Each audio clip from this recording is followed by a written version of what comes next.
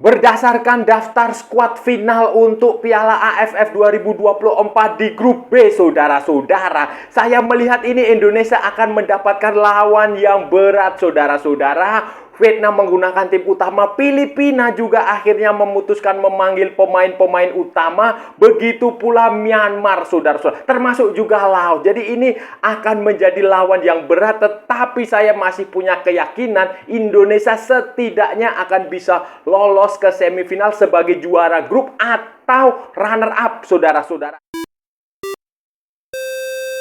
Halo saudara-saudara, jumpa lagi dengan komentator gadungan di sini. Dengan komentator yang gadungan. Seperti biasa, saudara-saudara, seperti biasa. Kalau kita sudah bertemu, pasti akan ada yang kita bicarakan. Akan ada yang kita perbincangkan. Kita ulas, kita analisis, kita cakap, kita bacotin, kita gibahin, kita cangkeman tentang sepak bola di seputaran Asia Tenggara, di negara-negara tetangga, negara-negara sahabat, negara-negara jiran, negara-negara serumpun, Indonesia, Malaysia, Thailand, Vietnam, Laos, Myanmar, Kamboja, Brunei Darussalam, Filipina, Singapura, Timor Leste, Australia, Wakanda, Konoha, negara api, negara angin, negara air, negara dongeng, dan sekitarnya. Semua akan kita bicarakan secara fair, secara jujur, secara adil, tanpa muatan politik, tanpa kebencian, tanpa provokasi, hanya berdasarkan fakta dan bukan klaim semata, saudara-saudara. Tidak ada hoax, tidak ada hoax, tidak ada hoax, baik yang sudah lama maupun yang terkini. Bebas, saudara-saudara, bebas, bebas, bebas, bebas, bebas. Yang penting sopan.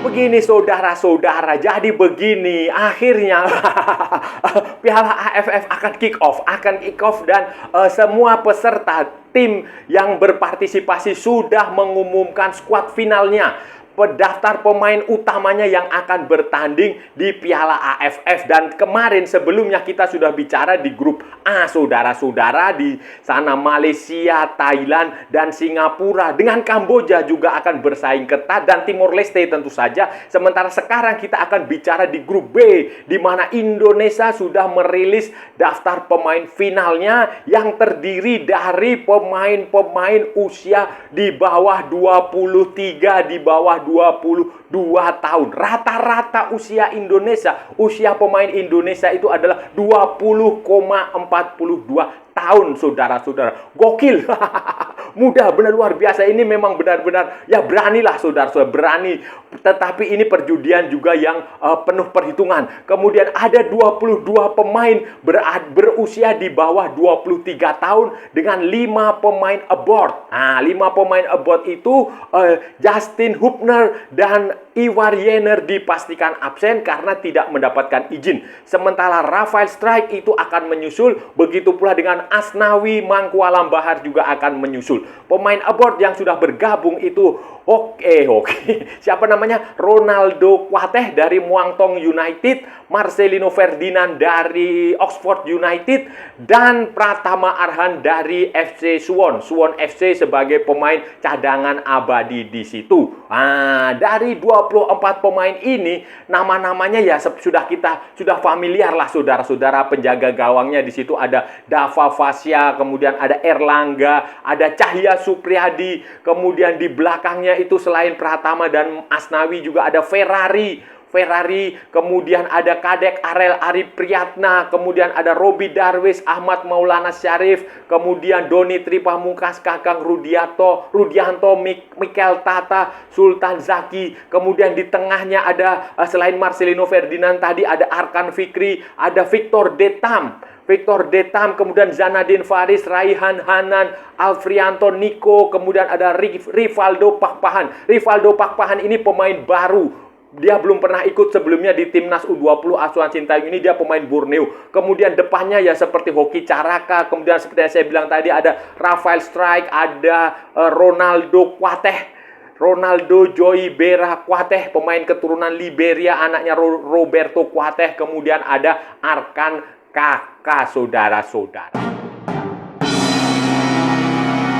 Sementara lawan Indonesia di grup B ini juga memanggil pemain-pemain terbaik lah. Jadi ini hanya Indonesia, ini tampaknya hanya Indonesia yang bereksperimen dengan tim junior, tim muda, tim B lah kura-kura, tim B atau tim C ya, pokoknya ini tim U20. Selebihnya ini lawan-lawan Indonesia di grup B ini menggunakan pemain-pemain senior yang cukup berpengalaman dengan, ya ada yang memang debutan, juga ada yang sudah lama bermain. Misalnya kita sebut saja Filipina. Ini Filipina ternyata juga memanggil pemain-pemain utama dia. Patrick Deito juga dipanggil, walaupun kipernya Kevin Ray Mendoza, kemudian Neil Eitridge itu tidak dipanggil.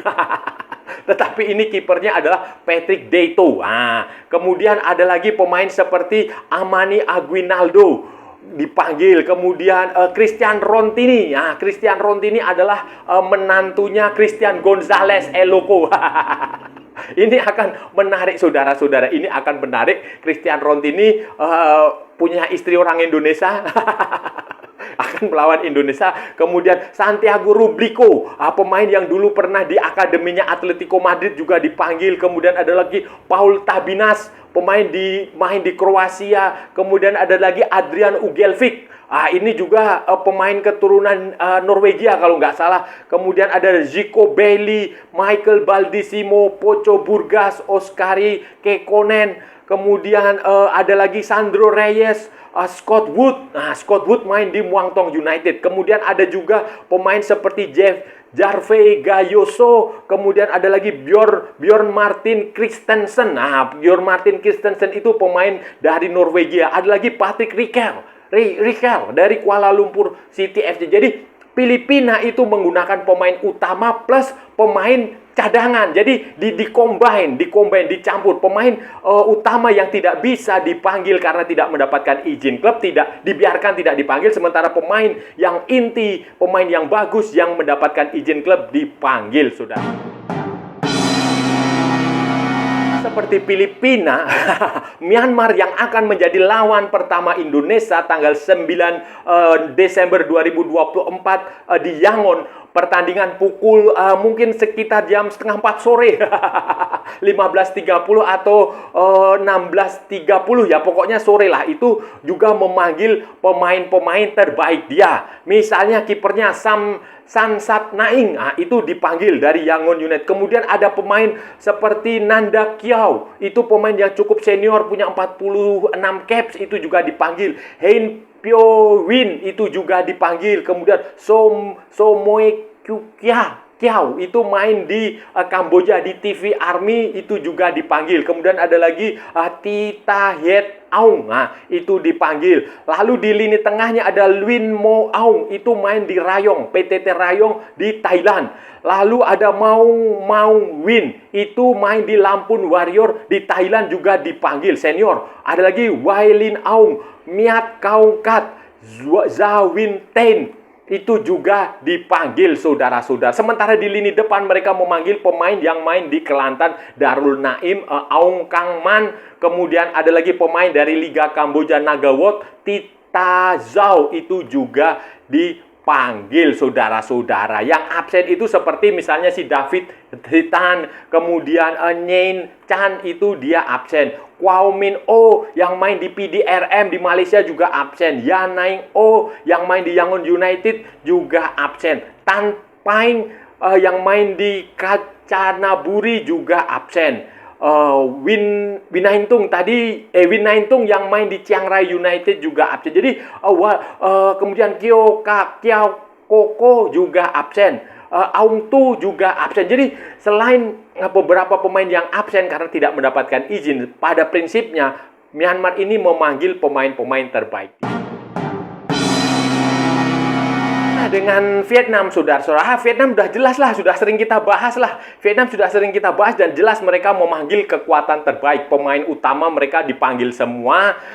Nguyen Philip, Dan Van Lam, Nguyen Tin Lin, Do Duiman, kemudian Nguyen Quang Hai, semualah saudara-saudara, semua dipanggil.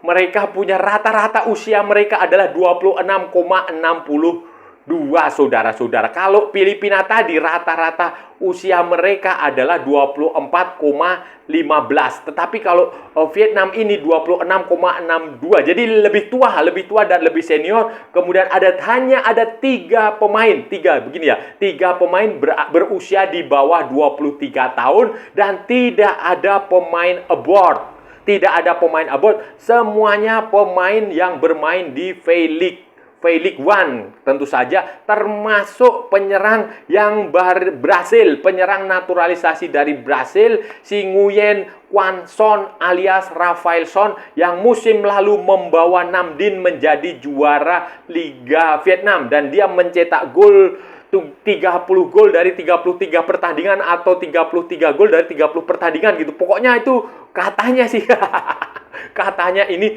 tajam banget pemain di Liga Vietnam dan ini di bawah asuhan Kim Sang-sik, pelatih asal Korea Selatan yang pernah membesut kalau nggak salah Jeonbuk Hyundai Jeonbuk atau siapalah Jeonbuk Hyundai Motor atau mana, pokoknya pelatih yang cukup bagus walaupun tentu saja kalau dibandingkan Pak Hang-seo ya levelnya di bawah. Apalagi kalau dibandingkan Shin Tae-yong.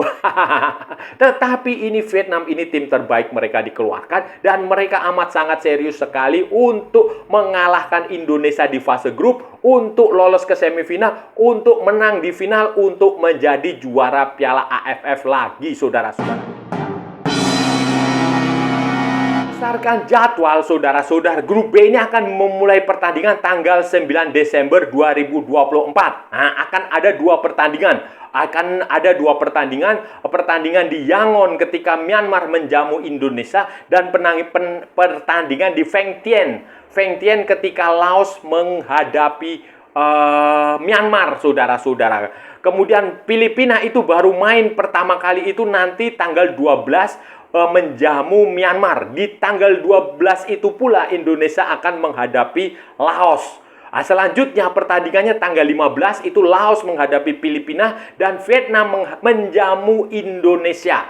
Lalu saudara-saudara, matchday selanjutnya tanggal 18 Desember itu Myanmar kedatangan Laos dan Filipina kedatangan Vietnam. Sementara di pertandingan terakhir nanti tanggal 21 Desember 2024 Vietnam akan bertemu dengan Myanmar dan Indonesia akan menjamu Filipina, saudara-saudara. Di atas kertas Indonesia akan menghadapi pertandingan yang cukup menantang dengan pemain-pemain muda U22 tahun. Prediksi saya dengan Vietnam ya mungkin kalau kita main di Vietnam ya kita bisa bermain imbang itu sudah lumayan. Kalau dengan Filipina kita nanti akan main di kandang ya seharusnya kita bisa menang. Kemudian nanti melawan Laos kita main di kandang ya kita bisa menang. Kemudian nanti ketika main pertandingan pertama melawan Myanmar ya saya rasa punya potensi untuk mengalahkan Myanmar walaupun hasil imbang saja sebenarnya juga sudah lumayan lah, saudara. Tetapi saya rasa feeling saya mengatakan Indonesia akan bisa mengalahkan Myanmar di pertandingan pertama. Walaupun kadang Indonesia itu kalau main di pertandingan pertama itu biasanya agak grogi, agak nervous, agak demam panggung, saudara-saudara. Dengan kualitas lawan yang akan dihadapi, saudara-saudara, yang mayoritas menggunakan pemain utama, walaupun ada juga pemain-pemain cadangannya, saudara-saudara. Beda dengan Indonesia yang 80% pemain cadangan. Nah, kalau di tempat lain itu ya 50-50 lah. Pemain cadangan dan pemain utamanya itu 50-50 kecuali Vietnam. Kalau Vietnam itu 90% pemain utama. Hanya 10% pemain cadangan. Kalau Indonesia itu sebaliknya, itu hanya 80% pemain cadangan, pemain muda, hanya 20% yang pemain inti. 95% pemain muda, hanya 5% pemain senior yang usianya di atas 23 tahun seperti Graha. Ini akan menjadi grup yang menarik. Tertantang lah, menurut saya harus tertantang. Dan saran saya kepada Shin Tae-yong itu nanti percaya diri saja. Karena tim ini bukan tim yang sama sekali baru dari nol, bukan. Ini adalah anak-anak yang waktu itu bermain bersama Shin Tae-yong untuk Piala Asia U20. untuk persiapan menuju ke Piala Dunia U20 tahun 2020 berapa ya waktu 2023 atau 2020 berapa itu yang kemudian batal digantikan Argentina dan kemudian Indonesia mendapatkan kesempatan menjadi tuan rumah Piala Dunia U17. Jadi ini sama sekali bukan tim baru. Mayoritas pemainnya itu sama semua dengan yang dulu itu sama semua. Kecuali ya tentu saja Asnawi. Asnawi sama si Rivaldo Pakpahan. Selebihnya ini adalah pemain-pemain yang dulu bersama dia di U20. Dan jadi saya rasa ini tidak akan ada banyak kesulitan bagi Sintayong untuk membesut tim ini, untuk mengendalikan tim ini. Karena ini adalah tim yang memang benar-benar dia pilih sendiri. Dia pilih sendiri dan dia sudah paham, sudah tahu kualitas anak-anak muda. Sekarang tinggal taktik dan strategi saja di lapangan, tinggal menyesuaikan kontra strategi lawan akan seperti apa, saudara. Tapi saya optimistis, saudara-saudara. Optimistis kita akan bisa lolos ke semifinal atau mungkin bisa ke final dan bukan tidak mungkin juara. Nah, saudara-saudara, itu tadi pembahasan kita hari ini. Kita sudah bicara panjang lebar dari A sampai Z. Dari barat sampai ke timur. Dari utara sampai ke selatan. Dari Sabang sampai Merauke. Dari Pulau Rote sampai Pulau Miangas. Semua sudah kita perbincangkan, semua sudah kita obrolin, semua sudah kita analisis, kita bacotin, kita cakap, kita gibahin, kita cangkeman. Semuanya saudara-saudara, semuanya tadi kita bicara, kita bedah kekuatan di grup B. Setelah pada edisi sebelumnya kita bicara di grup A, saudara-saudara, sekarang kita bedah kekuatan di grup B. Dan ini grup ini setelah melihat daftar pemain, daftar finalnya, skuad finalnya ini saya melihat Indonesia terjepit. Indonesia akan menghadapi lawan-lawan yang amat sangat berat sekali berdasarkan materi pemain yang dihadapi. Filipina kemudian juga memutuskan mengikuti jejak Vietnam untuk memanggil pemain-pemain terbaik dia. Ada 19 pemain aboard. Ada 19 pemain aboard, ada 8 pemain di bawah usia 23 tahun, rata-ratanya 24,14 tahun. Dan itu termasuk pemain-pemain yang pemain-pemain yang bagus-bagus lah, saudara-saudara, seperti Leo Maquiling, Dov Carino, Urel Dalapo, Bjorn Martin Christensen, ada Michael Baldissimo, kemudian Zico Bailey, kemudian Sandro Reyes. Banyak saudara-saudara. Begitu pula dengan Myanmar juga memutuskan untuk memanggil pemain-pemain terbaik dia, termasuk beberapa pemain yang merumput di luar negeri seperti Luin Mau Win. Kemudian ada juga Aung Kan Man. Banyak. Dan Vietnam tentu saja memanggil seluruh kekuatan terbaik dia. Ada Nguyen Quang Hai, Nguyen Tin Lin, Dan Van Lam, Philip Nguyen, semuanya. Dan ini akan menjadi 3 lawan Indonesia yang cukup berat pada fase grup, pada kualifikasi, pada Piala AFF 2024. Karena Indonesia memanggil semua pemain muda, pemain U22 tahun, pemain U22, saudara-saudara. Jadi rata-rata pemain Indonesia adalah 20,42 tahun dengan 22 pemain berada di usia di bawah 23 tahun, 5 pemainnya aboard. Satu-satunya pemain yang cukup pemain paling tua ya hanya Asnawi Mangko Alam yang usianya kalau nggak salah udah 25 tahun. Selebihnya Pratama Arhan itu 22, 23 kalau nggak selebihnya 20, 21, 19, dan ini akan menjadi lawan yang berat. Dan tetapi kita harus yakin bahwa ini Indonesia masih punya potensi untuk setidaknya menjadi runner up di grup B, saudara-saudara, untuk lolos ke semifinal. Dan saya rasa sudah cukup ya pembahasan kita kali ini. Kalau ada salah-salah ya mohon maaf, saudara-saudara. Namanya juga gadungan, saudara-saudara. Wajar kalau gadungan itu salah. Tetapi kalau benar, saudara-saudara, berarti sebuah kebenaran. Kalau saudara-saudara merasa channel ini bermanfaat, berguna, menghibur, menginspirasi, silahkan like, share, and subscribe. Tapi kalau tidak, saudara-saudara, abaikan saja, skip, jangan ditonton. Tetapi pesan saya jangan nyampah, saudara-saudara. Maksudnya jangan menuliskan komentar yang aneh-aneh, jangan menuliskan komentar yang menghina orang lain, menghina negara lain. Buktikan bahwa kita adalah bangsa yang beradab. Ikuti juga akun media sosial Komentator Gadungan, ada di Instagram, ada di Facebook, dan ada di TikTok yang bukan TikTok Shop, saudara-saudara. Oke, sampai bertemu lagi di edisi-edisi berikutnya dengan tema-tema yang jauh lebih tidak bermanfaat, dengan tema-tema yang jauh lebih tidak berguna, dengan tema-tema yang jauh lebih membagongkan. Salam olahraga dan merdeka!